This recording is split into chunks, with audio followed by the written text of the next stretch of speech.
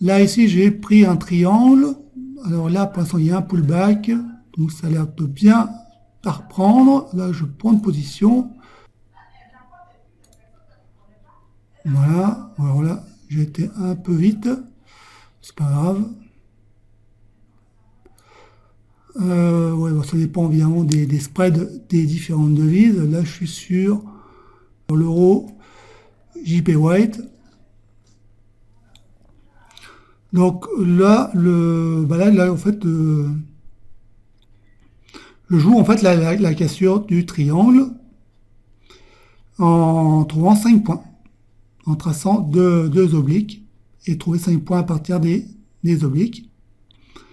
Donc là, le trade, il a l'air de prendre, on laisse ça en cours. Donc, retour au trade. Donc là, tout se déroule comme prévu. Le trade a bien pris, hein.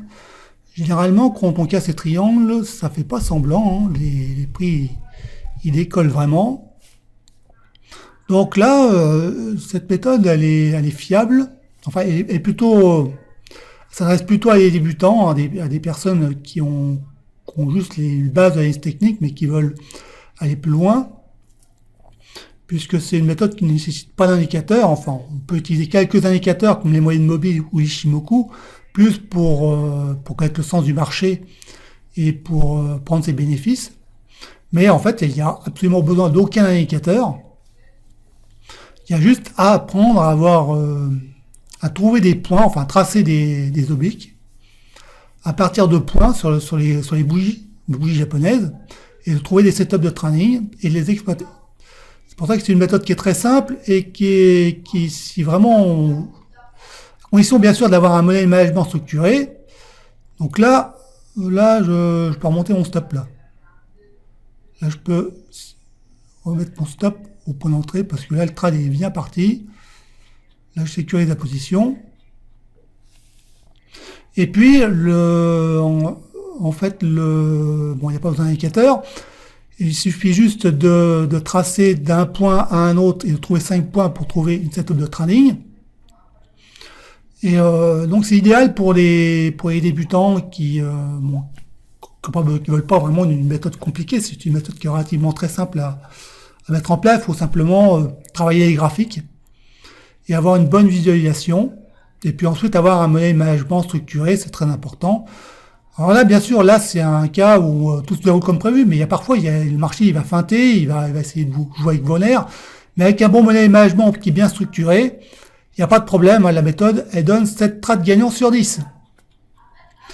Donc, on laisse courir le trade, et puis, on va laisser ça comme ça. Bon, là, je crois que je peux prendre mes bénéfices, là, parce que, là, au vu de la bougie, il y a vraiment une grosse accélération du prix, là, on a vraiment... là, je crois qu'il va peut-être avoir des prises de bénéfices, enfin, ça dépend. Mais là, on voit que le prix, il accélère. Donc là, bon, il continue encore. Est-ce qu'il va dépasser ses derniers plus hauts? Et moi, après, j'ai plus qu'à fermer le trade. Voilà, hop, je ferme le trade. C'était juste pour montrer démonstration de la méthode. Voilà, donc voilà, c'était pour montrer comment fonctionne la méthode Trade Setup. Condition de bien apprendre à visualiser les setups et à bien tracer les lignes de tendance. Et puis bien sûr d'avoir un money management qui soit bien structuré, placer ses stops relativement loin. Et puis bon, parfois le marché va peut-être feinter, il va peut-être revenir dans le triangle, puis ensuite repartir dans le sens du marché. C'est normal, ça fait partie du jeu, hein.